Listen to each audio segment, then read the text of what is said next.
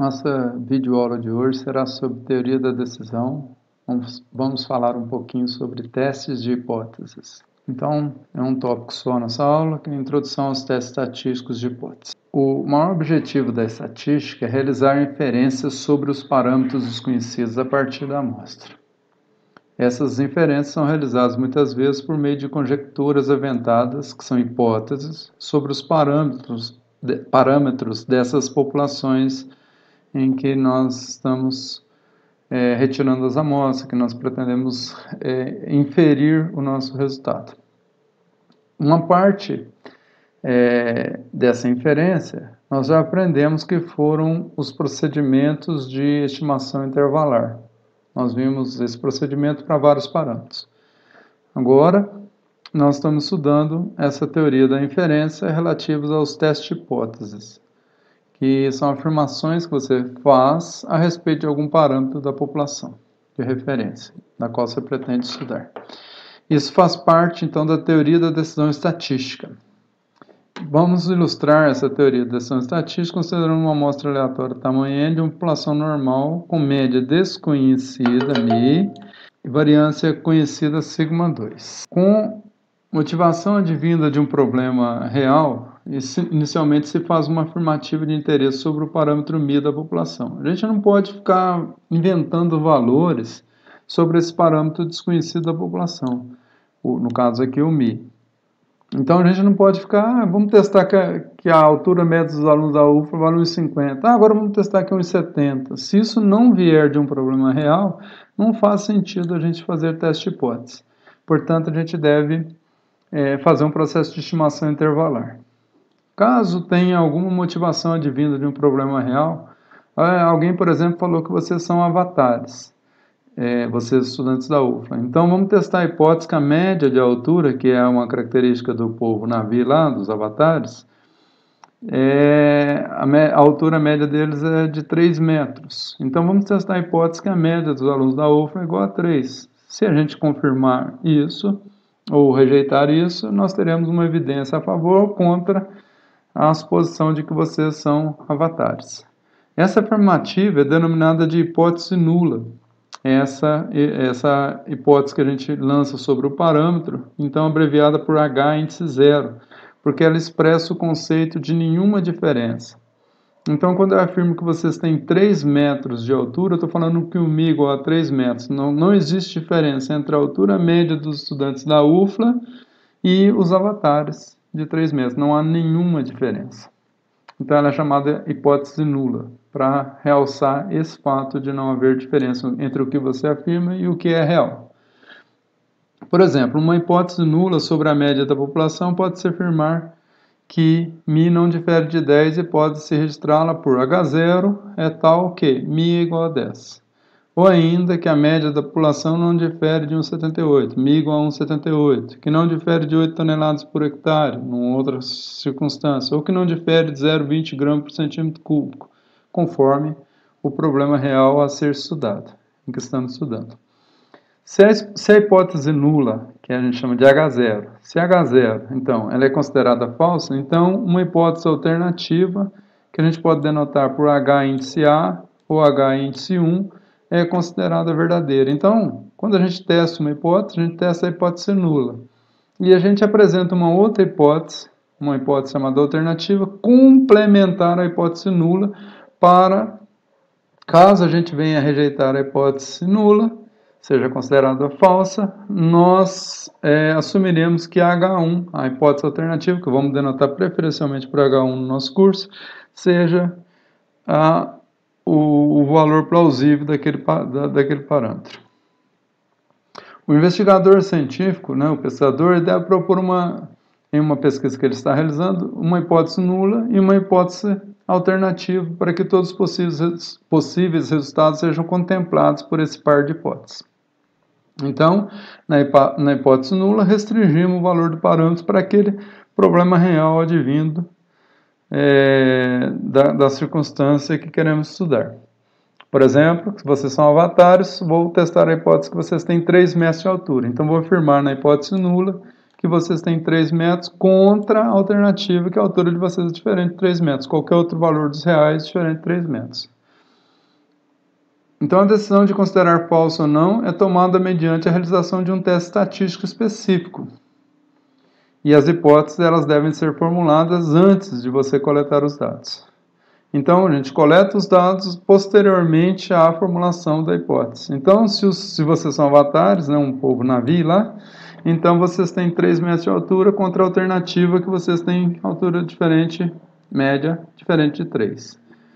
E nós vamos aplicar um teste. O objetivo do capítulo é apresentar quais são esses testes para cada parâmetro. No caso da média, nós vamos ver que o teste apropriado é o teste T. Na aula de hoje, a gente vai fazer um teste particular, porque quando nós apresentamos o exemplo lá, vamos considerar uma população normal com média Mi desconhecida e variância conhecida. Então, nesse caso particular, o teste para a média será o teste normal. Para a realização do teste hipótese, para testar a hipótese nula, portanto, que a altura média é 3 metros, é necessário obter uma estimativa de Mi, usando o estimador x-bar. Então, a gente realiza uma amostragem, estima a média pelo estimador x-bar. Então, nós vamos ter uma estimativa. O que vocês acham que vai acontecer? Eu estou afirmando que vocês têm 3 metros de altura. Obviamente, essa hipótese, nesse caso, é absurda, é falsa.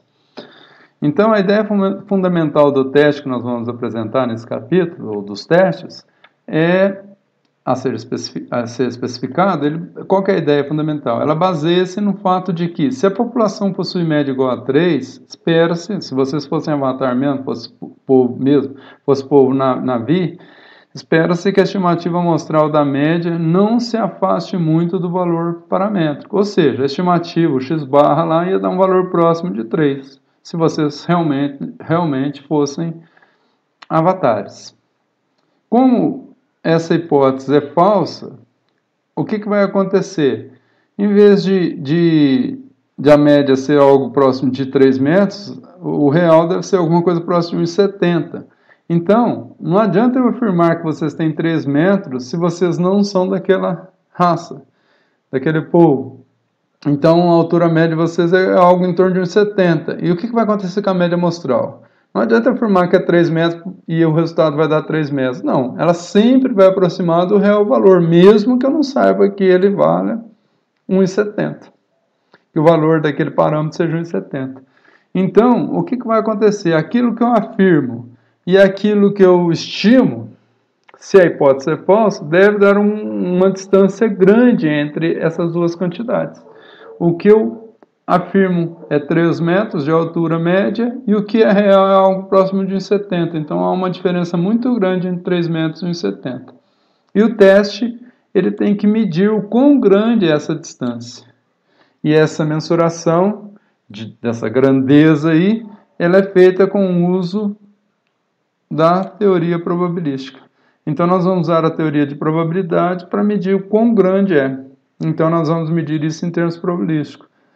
Se aquele evento é uma coisa raríssima de acontecer, ou seja, a distância está no extremo das distribuições, então nós não vamos aceitar aquela hipótese como verdadeira, porque se acontecer uma distância tão grande, é mais fácil eu falsear a hipótese, falar que não, essa distância se deu porque a hipótese é falsa, do que aquilo ter acontecido por um mero acaso. Vocês têm 3 metros de altura e por uma razão de amostragem é possível obter nessa população de avatar um grupo baixinho, né? Um grupo de 1,70 metros de altura.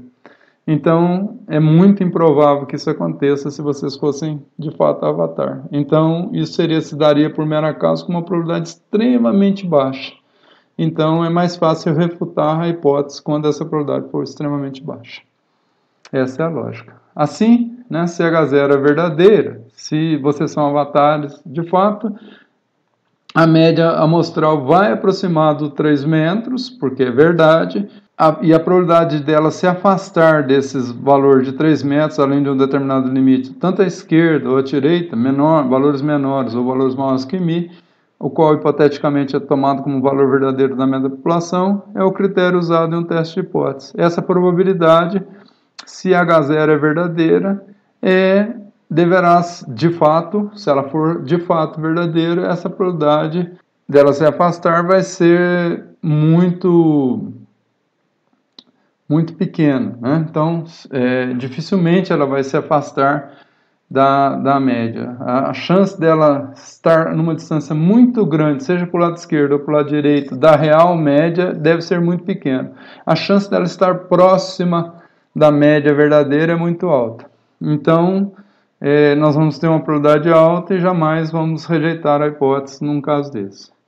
Então, esses limites são determinados procurando tornar pequena a probabilidade de que o afastamento da média amostral, se ela é verdadeira em relação à média populacional, venha a ocorrer por mero acaso. Então, nós vamos tomar, será pequena essa probabilidade? Aconteceu da média, afastou dos 3 metros, deu 3,2, e a probabilidade de dar 3,2 ou mais é de 1%.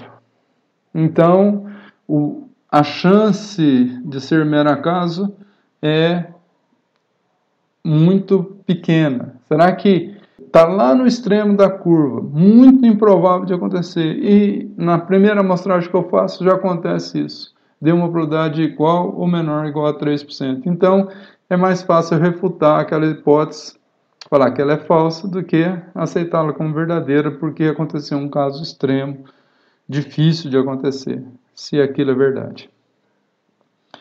Então, para o exemplo do teste para a média, supõe-se que x barra tem uma distribuição normal com média μ, então tem algumas suposições, né? Então nós vamos amostrar de uma população normal, com média μ, e a variância das médias amostrais, nós vimos o teorema do limite central, na distribuição de distribuições amostrais, que é σ2 dividido por n. E nesse caso aqui, nós estamos supondo que o σ2 é conhecido, então σ2 sobre n também será conhecido. Nós podemos considerar uma função que a gente chama de função pivotal, que é uma padronização da média amostral. Nós vamos subtrair a média e dividir pelo desvio padrão. Mas quem é a média? A média é aquilo que nós afirmamos na hipótese H0. Afirmamos que a média é 3, então vai subtrair 3 aqui. Afirmamos que a média é 10, então vai subtrair 10 aqui. Afirmamos que a média é 1,77, então vai subtrair 1,77. Afirmamos que é 0,20, então vai subtrair 0,20 aqui. Sigma, que é o desvio padrão, é conhecido. Sigma sobre raiz de n, portanto, é conhecido. Então, isso aqui vem da amostra. Isso aqui que é desconhecido vem da hipótese, é onde a gente usa a hipótese. E sigma raiz de n, nesse caso particular, que nós estamos supondo conhecidos, a variância é conhecida também. Então, a única incógnita era o μ, mas que por hipótese a gente assume o valor que a gente está testando. Eu estou testando que a média de vocês é igual a 3 metros, então, para padronizar aqui, eu vou usar o 3 metros. Então, a partir dessa função que tem sobre H0, portanto, se a média for normal de fato, essa variável aleatória ela tem distribuição normal padrão 0,1. Então, para calcular a probabilidade de acontecer um valor de z, tanto negativo, do lado esquerdo da distribuição normal, lembra que a distribuição normal em forma de sino, ela tem duas caudas. Então, tem um lado esquerdo e um lado direito. Então, a gente toma a probabilidade em módulo. A probabilidade do z, dessa variável aleatória, em módulo, esquecendo o sinal, ser maior que um quantio superior 2,5%. Lembrando que a gente pode obter esse valor aqui, é um valor tabelado conhecido. No caso da normal, é o Q-norm, lá do R, usa o Q-norm, abre parênteses 0,975, por exemplo, se o alfa for 5%, portanto, alfa sobre 2 é 2,5%, então 97,5% é a área esquerda que o R usa. Então, se a gente usa isso, a gente vai encontrar para esse Z alfa sobre 2, 1,96. Dessa forma, usando para mim o valor hipotético, se essa quantidade, que é um dos jeitos mais práticos, se essa quantidade aqui, o valor em modo, valor absoluto, sem o sinal, tanto que ele pode dar negativo, se a média mostrar o D menor, por exemplo, estou testando que vocês têm 3 metros de altura, então a estimativa vai dar uns 70, uns 60, alguma coisa, essa diferença vai ser negativa, eu vou desprezar o sinal. Então, se esse valor padronizado, x barra, 1,70, menos o 3, dividido por sigma raiz de n, n é o tamanho da amostra que eu fiz, for maior ou igual a 1,96 em módulo, eu rejeito a hipótese. Então, H0 deve ser rejeitado. Muito mais prático, tomar uma decisão por aqui. Se esse valor aqui ele for muito grande em módulo, maior que... E o que é muito grande na escala padronizada? Deve ser maior que 1,96. que a probabilidade dos extremos seja menor ou igual a 5, 2,5 para cada lado da distribuição. Para a probabilidade disso dar por mero acaso é apenas de 5%.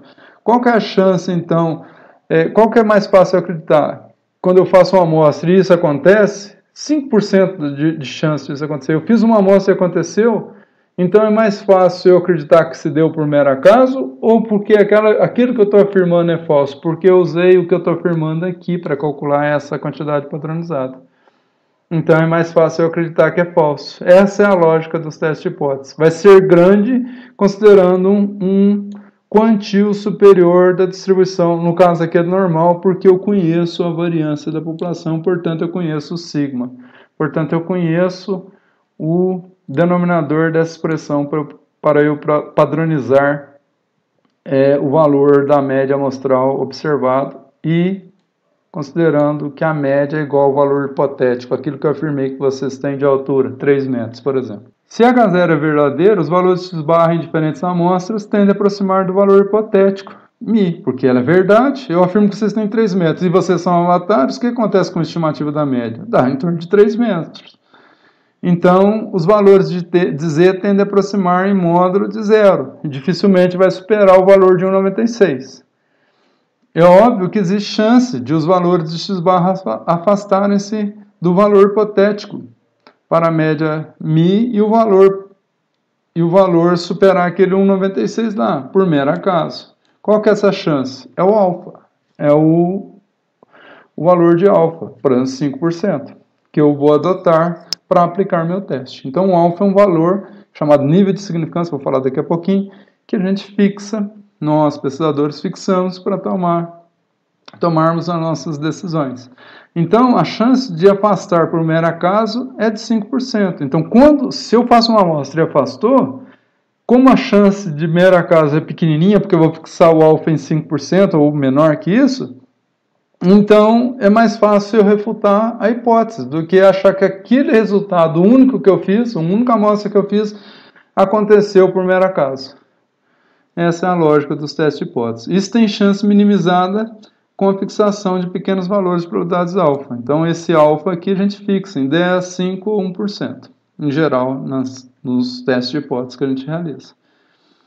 Agora, se a hipótese é falsa, os valores de x-barra tendem a aproximar da média real da população. Não adianta falar que vocês são avatares, e se vocês não são, e quando eu fizer uma amostra da população de humanos e não de avatares, que é o que vocês são, a média amostral vai aproximar de um valor, da altura de vocês, vai aproximar de um valor em torno de uns 60, uns 70, alguma coisa assim, considerando homens e mulheres juntos. Então, o valor médio entre 1,60 e 1,70 que deve ser o verdadeiro valor, e não de 3 metros, porque eu afirmei que é 3 metros, porque ela é falsa. Agora, se vocês fossem avatar, não ia dar uma média de humano, ia dar uma média de avatar. Então, essa é a lógica. E o que acontece com o x-barra? Ele vai ser bem menor que 3 metros, se a hipótese é falsa. O que vai acontecer com a distância entre a média amostral, que é medida por essa expressão aqui? Essa aqui é uma distância padronizada. A gente chama, no caso aqui é padronizado. X-barra menos μ, a diferença é uma distância, numa escala de desvios padrões, porque a variância da média é sigma 2 sobre n. E o desvio padrão da distribuição das médias, que é chamado de erro padrão da média, é sigma raiz de n. Então a gente divide pelo desvio padrão da distribuição das médias, que é o erro padrão. Então, ao fazer essa padronização aqui, se a hipótese é falsa, essa distância vai ser gigantesca. Então, o valor em módulo vai superar um 96 facilmente. Com 99,999% de chance, tem certeza que isso acontece. Difícil só se você fizer uma amostra tamanho 1, talvez não afaste, mas mesmo assim afasta significativamente. O valor de Z tende a afastar em módulo de 0. Então, vai dar grandes valores daquela estatística lá. A gente chama de estatística, aquela padronização. Neste caso, pelos grandes valores em módulos que a estatística Z apresentará, verifica que a H0 deverá ser rejeitada. Se aquele valor superar 1,96, muito provavelmente vai superar uma situação real como essa. Então, nesse caso, é possível também não rejeitar a hipótese H0. Eu também posso tomar a decisão contrária. Vocês não são avatares, eu afirmo que são, que tem 3 metros de altura, eu faço o teste, aquele valor padronizado é menor que o 96. E aí a decisão é de não rejeitar a hipótese. Então, até que se prove o contrário, vocês não diferem de avatares. Isso pode acontecer. Então, o que a gente percebe? Percebe-se que quanto mais próximo a média hipotética estiver do μ real, mais improvável se torna a rejeição de H0, que é falsa. Então, em vez de afirmar que vocês são avatares, eu afirmasse que vocês têm a altura média de 1,76 e o real é 1,70. Então, o x barra vai aproximar do 1,70 e não do 1,76, que é falso. Mas essa diferença aqui ó, vai ser pequena. Por quê?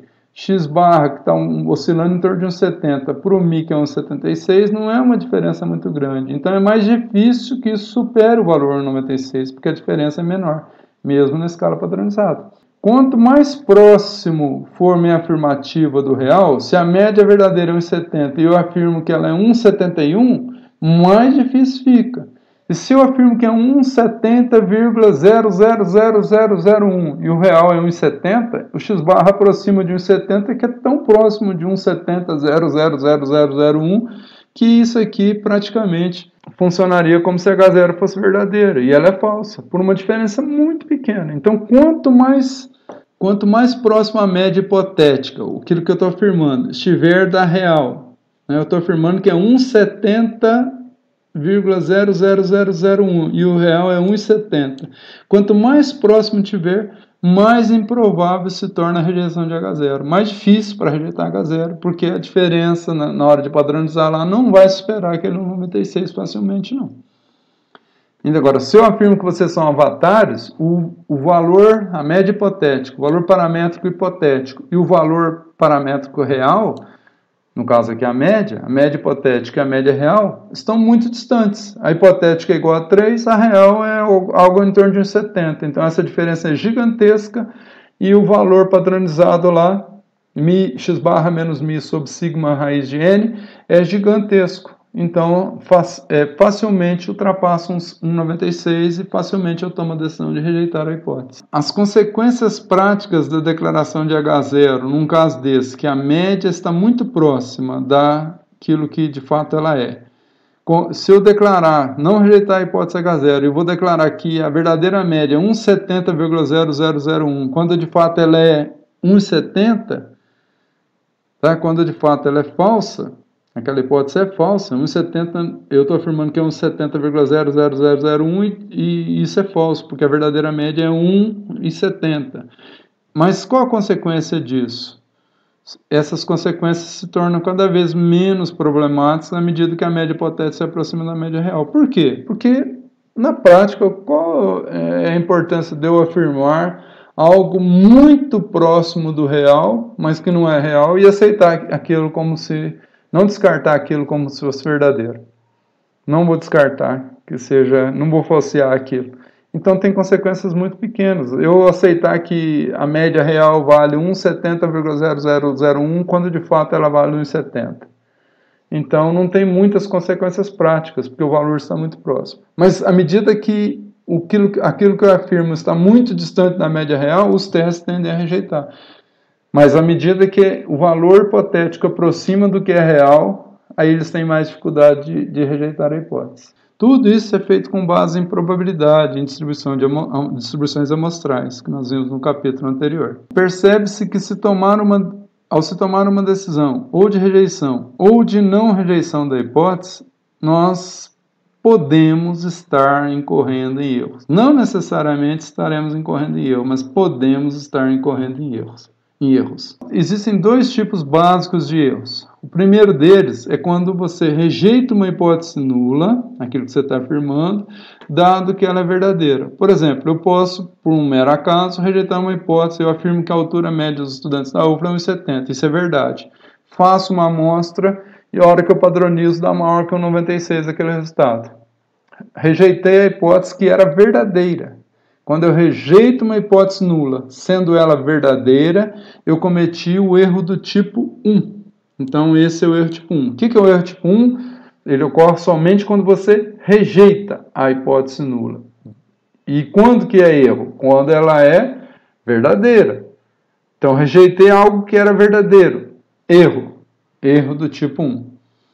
E se ela for falsa, tomei a decisão correta. Então, eu posso rejeitar porque ela é verdadeira e cometi um erro, ou posso rejeitar sendo ela falsa, e aí eu tomei a decisão correta. Então, existem dois tipos de decisões sempre, uma certa e uma incorreta, uma decisão errada. Nesse caso, se ela for verdadeira e eu rejeito a hipótese, eu cometi o erro do tipo 1. Por outro lado, o segundo tipo de erro é aquele que é cometido quando a hipótese H0 não for rejeitada. Quando ela não é rejeitada e, sendo ela falsa, então uma hipótese falsa. Eu afirmo que vocês são avatares. H0 min é mi igual a 3 metros. A altura média dos estudantes da UFA é igual a 3 metros. Passo uma amostra ao calcular o valor do T e do Z lá, aquela estatística Z padronizada, dá menor que 1,96. Então a decisão é: não rejeito a hipótese nula.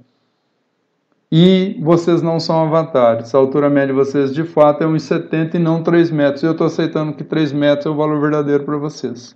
Então esse erro, quando a hipótese nula é falsa e eu não a rejeito, é o erro do tipo 2.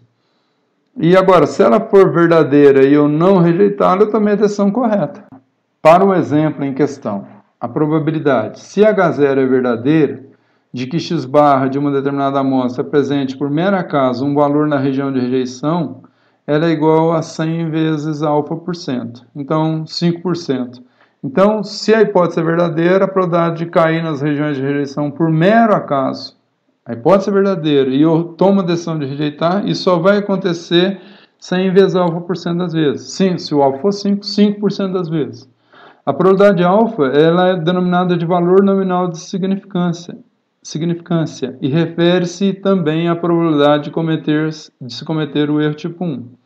Então, a probabilidade de cometer o erro tipo 1 é o alfa, ou valor nominal da significância do teste. Alfa, valor da significância do teste. Então, o alfa é um valor de probabilidade que nós devemos escolher. 10, 5 ou 1 são os valores mais utilizados nas pesquisas.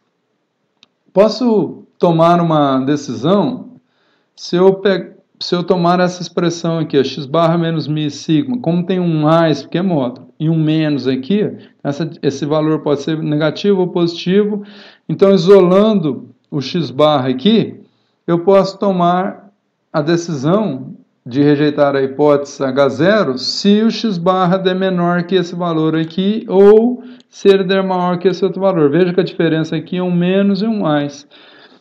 Então, eu tenho o valor hipotético mi, se for aquele exemplo do avatar, 3 metros, z alfa sobre 2, 1,96, então menos 1,96, o desvio padrão dividido pela raiz do n, que é o tamanho da minha amostra. O sigma, nesse caso, é supostamente conhecido, por isso que a gente está usando o z aqui.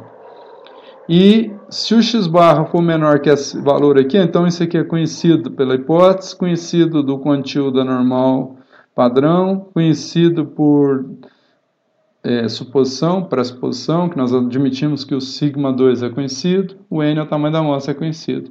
Então, mesma coisa de cá. Se o x barra é menor que essa quantidade, ou maior que essa, nós devemos rejeitar a hipótese nula, a hipótese H0. Os valores pertencentes às regiões estabelecidas em 3, os valores pertencentes a esses valores menores ou iguais a esse limite, ou maiores ou iguais a esse limite, são valores conhecidos, essa região delimitada por esses dois pontos aqui, é chamada de região de rejeição da hipótese ou região crítica da hipótese. Ou então, se a gente optar, a gente pode calcular o valor de z, que é o x barra menos mi sobre sigma raiz de n. Se ele for menor que z alfa sobre 2, então não rejeitamos H0. Se ele for maior ou igual a alfa sobre 2, rejeitamos H0. Então, os valores de z que são superiores em módulo a z alfa sobre 2, né, tanto os valores negativos, lado negativo, então abaixo de menos 1,96 ou superiores a 1,96, sem considerar o módulo, determinam as regiões críticas, as regiões de rejeição. E valores menores, as regiões de não rejeição da hipótese, ou região não crítica. E a tabela 1 é uma tabela de é uma tabela simplificadora. Vamos imaginar que H0 é verdadeira. A realidade é que H0 é verdadeira. E aqui está a decisão. Então, se a H0 é verdadeira, por exemplo, a média dos estudantes da UFLA é 1,70. Estou afirmando isso. H0 é μ igual a 1,70. Verdadeira. Se eu rejeitar essa hipótese, eu rejeitei uma hipótese que é verdadeira. Se eu tomei a decisão de rejeitá-la, eu rejeitei uma hipótese que era verdadeira. Então, isso é o erro tipo 1. Qual é a probabilidade de se cometer o erro tipo 1? É o alfa. Então, o que é o erro tipo 1? É o ato, a decisão de rejeitar H0 sendo ela verdadeira. Qual é a probabilidade? É o alfa. Então, não confundir o erro tipo 1 com a probabilidade de cometer o erro tipo 1, que é o alfa. Se a decisão é não rejeitar H0, sendo H0 verdadeira, eu não rejeito H0, então minha decisão foi correta. E a probabilidade disso acontecer é o coeficiente que a gente chama coeficiente de confiança do teste, que é o mesmo do intervalo de confiança, que é 1 menos alfa. A gente pode representar por essa letra gama aqui também, mas vamos ficar com essa aqui, 1 menos alfa. Então eu tomei a decisão correta. Então o ato de não rejeitar a decisão, de não rejeitar H0, sendo ela verdadeira, é uma decisão correta. E a probabilidade de eu tomar a decisão correta é 1 menos alfa. Então, se eu rejeito e ela é verdadeira, erro tipo 1. Se eu não rejeito e ela é verdadeira, decisão correta, probabilidade 1 menos alfa. Isso aqui está sob nosso controle. Essas probabilidades aqui, o alfa e o menos alfa, que nós escolhemos elas. Agora vamos formular uma hipótese falsa. A realidade é falsa. Então, vocês são humanos e eu formulo a hipótese que vocês são avatários. Ou seja, eu formulo a hipótese μ igual a 3 metros. Vocês têm a altura média de 3 metros. Se eu tomar a decisão de rejeitar essa hipótese, que vocês têm 3 metros, eu falo, não, eles não têm 3 metros. Então, a minha decisão é correta.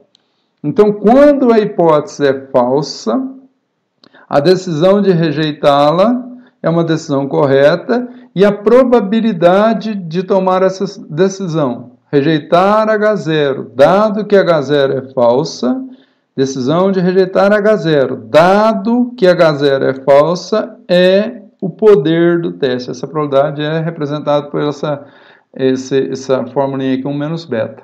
É chamado de poder do teste. Então, a probabilidade de rejeitar H0 dado H0 falso é o que o pessoal chama, na teoria de teste de hipótese, de poder do teste. Esse 1 menos beta não está sob o nosso controle direto. Essa probabilidade, esse poder não está sob o nosso controle direto. Então, na verdade, quando a gente faz um teste de hipótese, a gente deveria chamar de teste de significância, porque a gente só controla o nível de significância e o coeficiente de confiança. Então, a gente só controla o alfa, que é o nível de significância. Então, deveria chamar teste de significância e não teste de hipótese, a rigor. Tá? Então, vamos menosprezar esse detalhe, mas é um detalhe importante. Os testes que a gente faz, na verdade, na maioria das vezes é um teste de significância e não teste de hipótese, porque a gente não controla diretamente o poder dele. Bom, se eu tomo uma decisão, me lembre, estou fazendo a hipótese H0 é μ igual a 3 metros, que é falso. Se eu tomo a decisão de não rejeitar H0, eu vou falar que vocês são avatares. E vocês não são avatares. Então, eu cometi um erro, o erro tipo 2. Quando a decisão é de não rejeitar H0, dado que H0 não é verdade, é o erro tipo 2. Qual é a probabilidade de cometer o erro tipo 2? É o beta. Então, o beta também, óbvio, se 1 menos beta, que é o poder, que é o complemento dele para 100%. Se o beta for 5, 1 menos beta é 95. Então, a probabilidade de cometer o erro tipo 2 é denotado por beta e não está sob o nosso controle. Nem ela, nem o poder. Então, aqui resume toda a teoria do teste de hipótese. Vocês anotaram essa tabelinha. Não confundir os erros com as suas probabilidades. Então, o erro tipo 1 é a decisão de rejeitar H0, dado que ela é verdadeira. Quando eu rejeito, eu só posso estar cometendo o erro tipo 1 ou ter tomado a decisão correta. Se eu estiver cometendo o erro, é do tipo 1. E a probabilidade de cometer ele é alfa. Quando eu não rejeito, o único erro que eu posso estar incorrendo nele é o erro tipo 2. Mas a decisão... Então, eu posso sempre estar tomando a decisão correta ou errada. Sempre as probabilidades de erro são menores que as probabilidades de tomar a decisão corretas. Então, a probabilidade do erro tipo 2, em geral, é menor que a probabilidade do poder do teste, o poder do teste. Então, o que a gente sempre faz é minimizar essas probabilidades de cometer o erro tipo 2 e erro tipo 1. Mas como? Existem algumas relações entre o alfa e o beta, a probabilidade de cometer o erro tipo 1 e o erro tipo 2. Elas são inversamente proporcionais. Eu fixo o alfa, portanto, não posso fixar o alfa num valor muito pequenininho. Não posso aproximar o alfa de zero, porque o beta vai crescendo, porque eles são inversamente proporcionais. Então eu diminuo a probabilidade de cometer um erro, mas aumento do outro. Então se eu uso entre 10 e 1%, e se eu uso outros fatores aí para controlar, eu posso ter o alfa e o beta tão pequenos quanto eu queira. Então, do ponto de vista teórico também, além de ser inversamente proporcionais, o alfa fixado, eu posso reduzir o beta como? Aumentando o tamanho da amostra. Então, a probabilidade de incorrer no erro tipo 2, que é o beta, pode ser minimizada com uma série de ações. Escolha apropriada do teste. Então, os testes que nós vamos apresentar aqui na sequência dessas aulas, eles são testes que são otimizados, né, para que a gente tenha o maior poder, o menor erro tipo 2, dentre todos os possíveis testes que a gente pudesse fazer, inventar fórmulas, inventar testes. Eu não posso escolher qualquer teste, eu tenho que escolher aquele que me leva a um menor erro. Então, os testes que nós usamos na estatística já são testes otimizados para ter menor valor de beta e maior, portanto, valor do poder, que é o complemento do beta.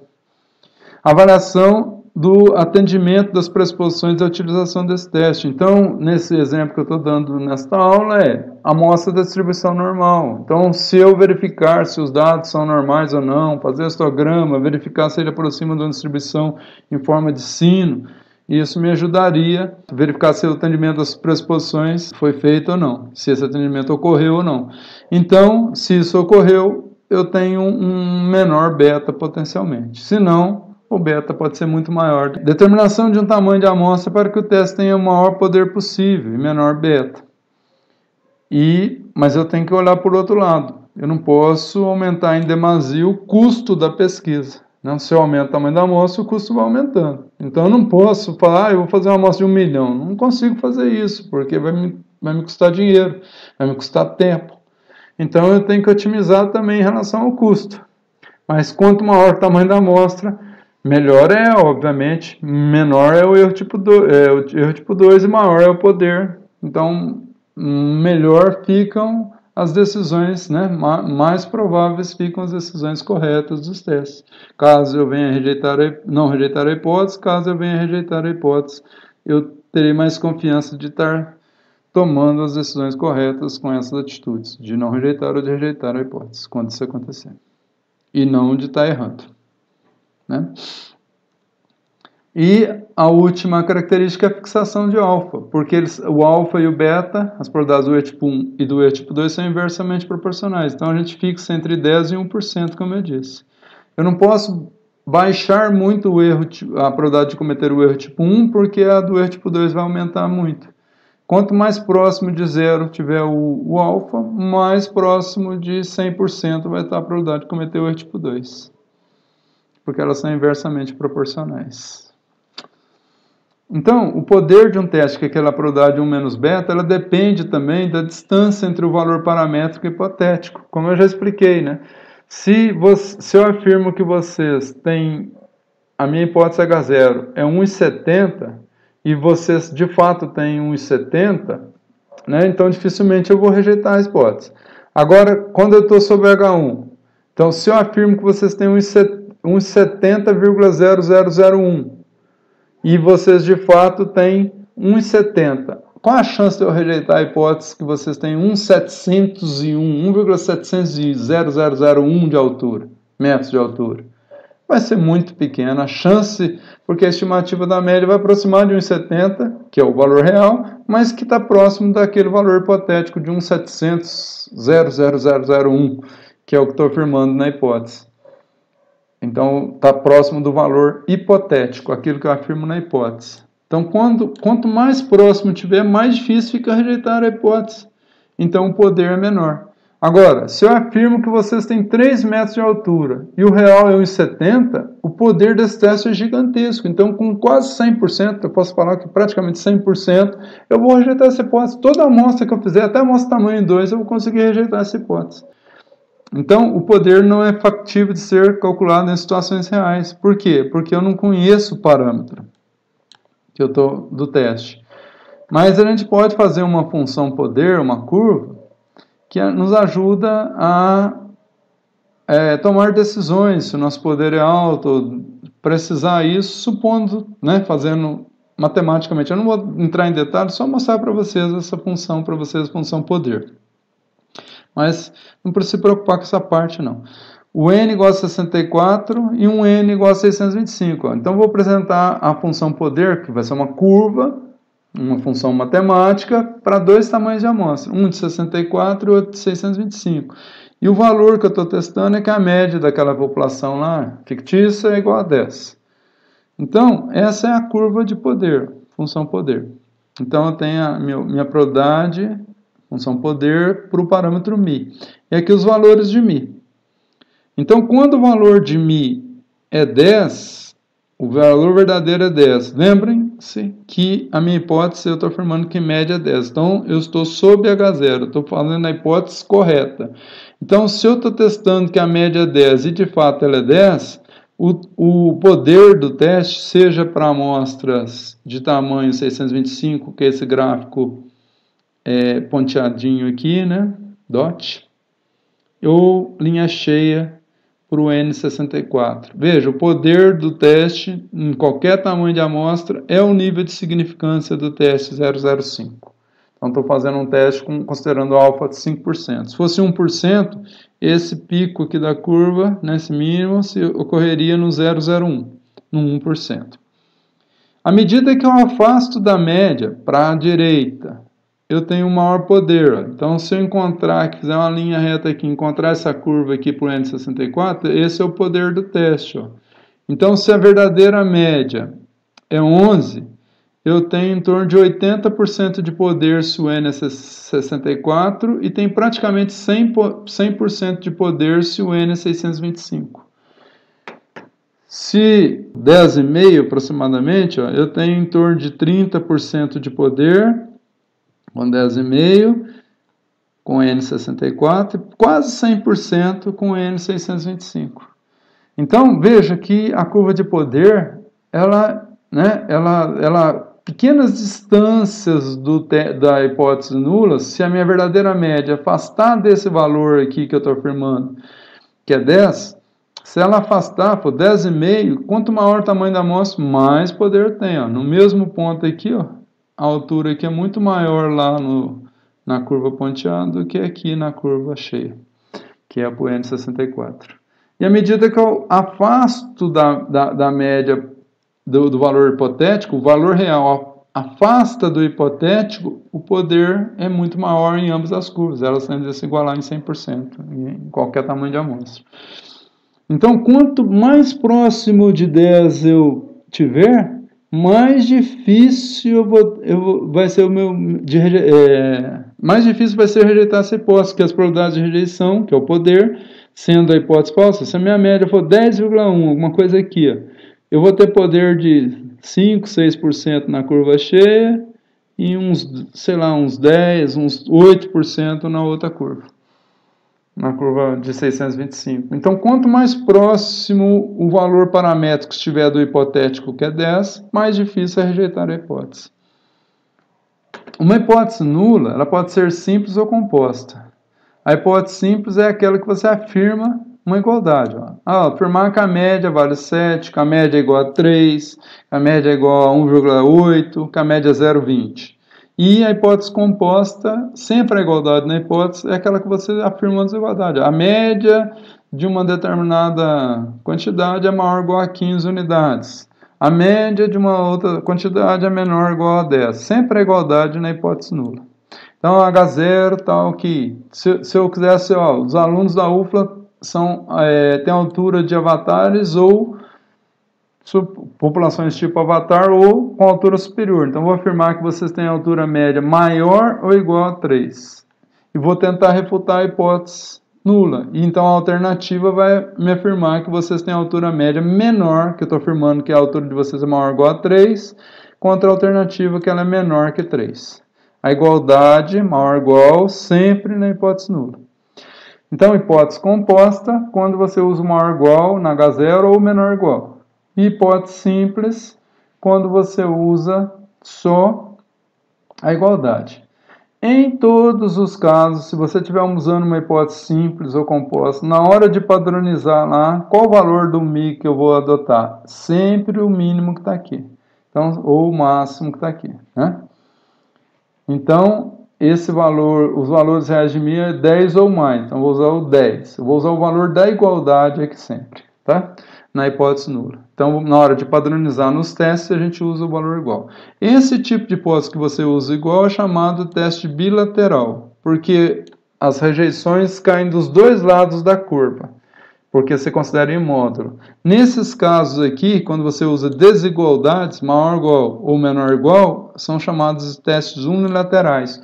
Em vez de pegar o alfa, dividir em 2,5 para cada lado, você pega o alfa todinho para um dos lados da curva, daí unilateral. Aquela área achurada que a gente vai mostrar isso na aula que vem, nós já mostramos em outra aula de distribuição de amostrais. Essa área achurada fica os 5% sobre a curva num canto só da distribuição, por isso unilateral, um lado só da distribuição de probabilidade subjacente. No caso aqui, nesse exemplo, seria normal.